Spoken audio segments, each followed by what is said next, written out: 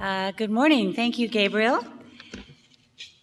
And thank you to the delegation of the European Union to Canada for organizing this conference, and to the Inuit Circumpolar Council and the Nordic embassies for your contributions to today's success.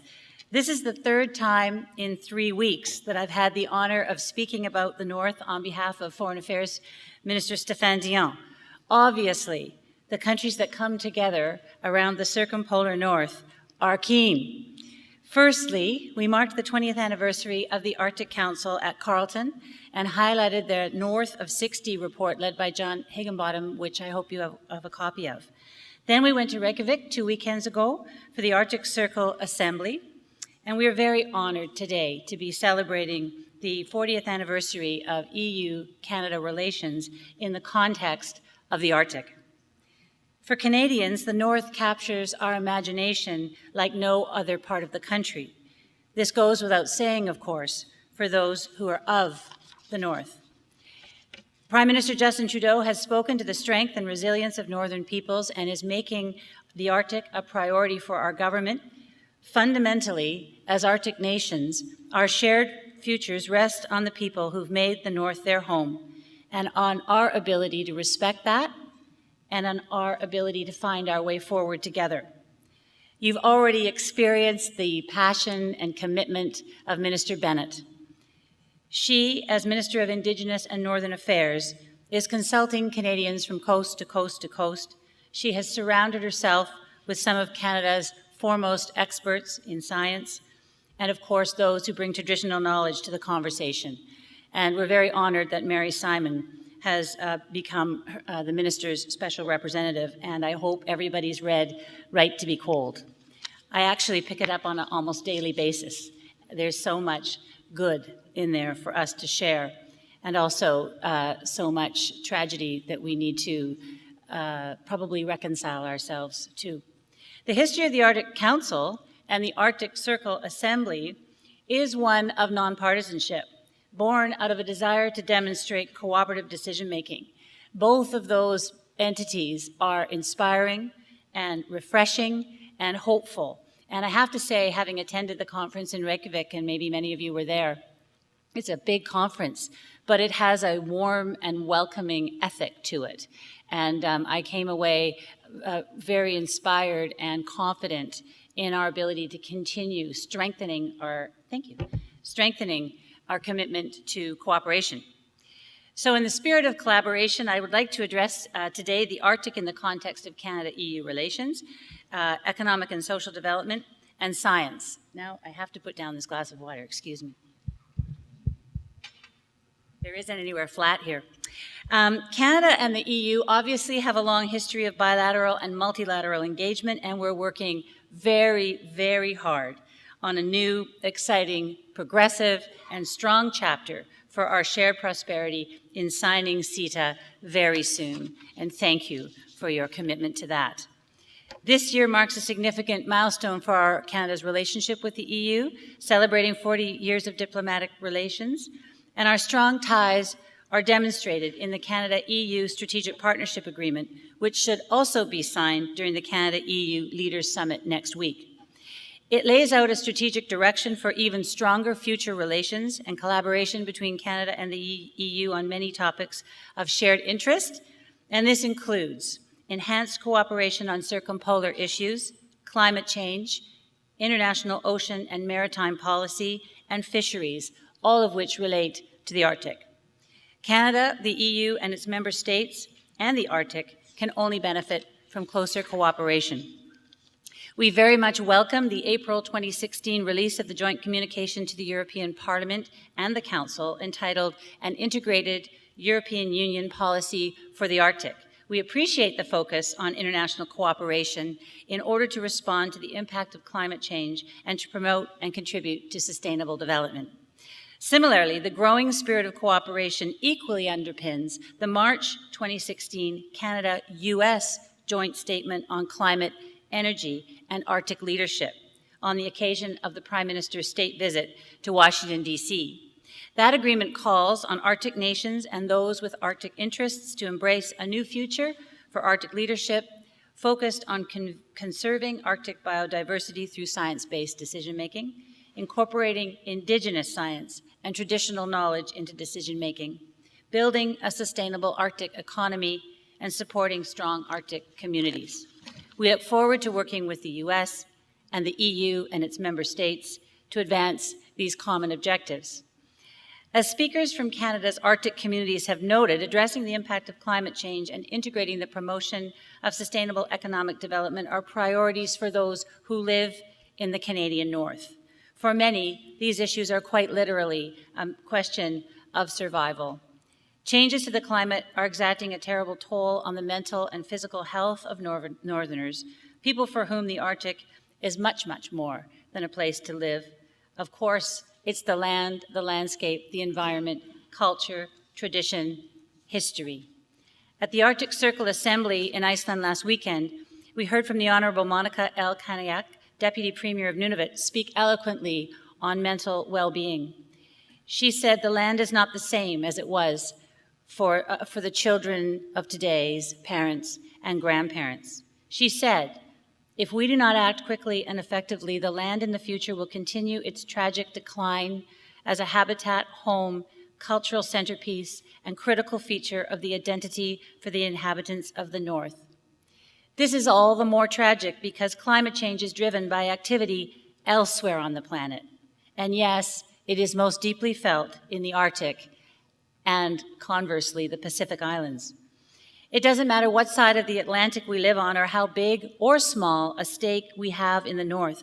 Basic human decency dictates that we must work together and directly with the communities that are affected.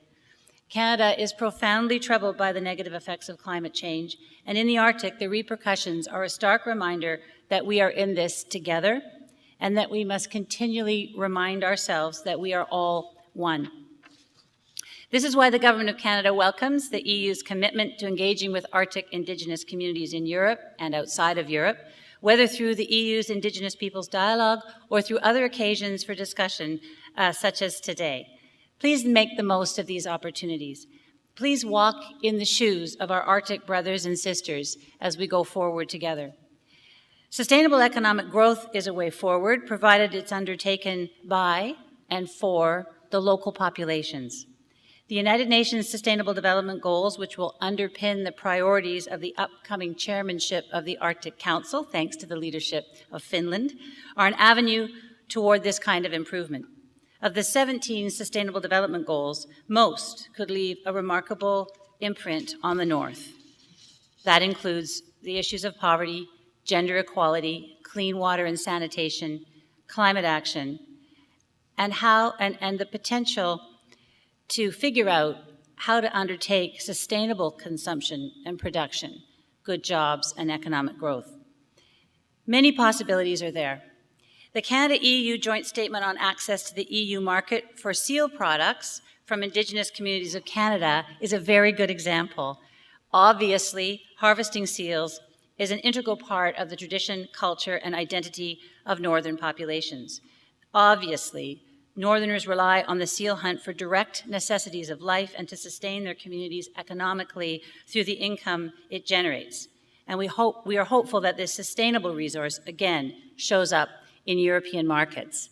My own experience with seal fur clothing was when I visited Nunavut as the mayor of West Vancouver. We partnered with Nunavut in celebration of the Vancouver 2010 Winter Olympic and Paralympic Games. And I was up there for a couple of weeks. And the mayor of Iqaluit at the time challenged me to wear a full-length sealskin coat to the Remembrance Day ceremonies. And I said, sure. She cautioned me that the CBC would be there and that Southern listeners to the CBC would probably actually be quite critical. But I said to her, well, I think this is why I'm here, to understand and challenge perhaps some strange thinking on the part of we Southerners. And it was an amazing coat. I totally get it. Honestly, people need to experience this. The mayor did an interview, and I stood beside her, and of course I had nothing to worry about. These are beautiful products. They are caught and made with pride and provide such goodness, and always have, for our northern neighbors, and we should not shy away from saying that. Thank you to the EU for working through cultural differences that far too easily blind us from what is possible and what is positive. To help develop an economically vibrant future for the region, the Arctic Council created the Arctic Economic Council, an independent Arctic-to-Arctic forum promoting business opportunities, trade, and investment. It was launched in September 2014 in Iqaluit, and thank you for mentioning about good decisions that we build upon. I agree with you entirely. This brings a circumpolar business perspective to the work of the Arctic Council, and I would encourage European businesses to be involved in the work of this group. At all times, our work must aim to improve the well-being of Arctic residents, and this includes the centrality of traditional and cultural and local knowledge within decision-making processes, and we have much to learn. Canada highly values engaging and consulting with Northerners as international Arctic policies are carried out. Just a few weeks ago in Washington, international collaboration and the inclusion of Arctic Indigenous peoples in science and decision-making was recognized as essential to the advancement of research in the Arctic. Science that includes traditional and local knowledge is better science. And of course, science is critical. Scientific cooperation to address climate change and strengthen environmental protection is at the heart of the Canada-EU Arctic cooperation. Canada looks forward to continuing to work with the EU and member states to improve our understanding of the integrated Arctic environmental and human systems, with input by the Arctic residents. We're very pleased to partner with the EU and the US to advance the implementation of the Transatlantic Ocean Research Alliance. The Arctic elements of the Galway Statement, managed for Canada by Fisheries and Oceans Canada and Polar Knowledge Canada, is an important element of our cooperation. And we encourage the EU and its member states to further collaborate with Polar Knowledge Canada at the Canadian High Arctic Research Station when it opens next year. Very exciting. The EU policy for the Arctic attaches particular importance to science, research, and innovation, and we see these as key areas for closer Canada-EU cooperation. And we look forward to working with the EU and member states through forums such as the Climate and Clean Air Coalition and, of course, the Arctic Council. Science is at the core of the Arctic Council's work, and Canada will continue to work with the states, permanent participants, and observers to shape a better future for the Arctic through sound science-based decision-making. The Arctic Council makes important contributions to a number of priorities highlighted in the new EU Arctic policy, including migratory birds, black carbon, and methane. And we are very supportive of the EU's observer status. To round up, Canada and the EU are collaborating in so many areas, and we're so proud of that. Canada is eager to increase those collaborations. As you may have heard me say over the last three talks, which are different from one another, Canada is deeply committed to the Arctic Council. As such, we continue, as I said earlier, to strongly support the EU's application for observer status. We appreciate the European Union and its member states so much, and we're very grateful for your contribution and leadership toward the North and its well-being. Thank you very much.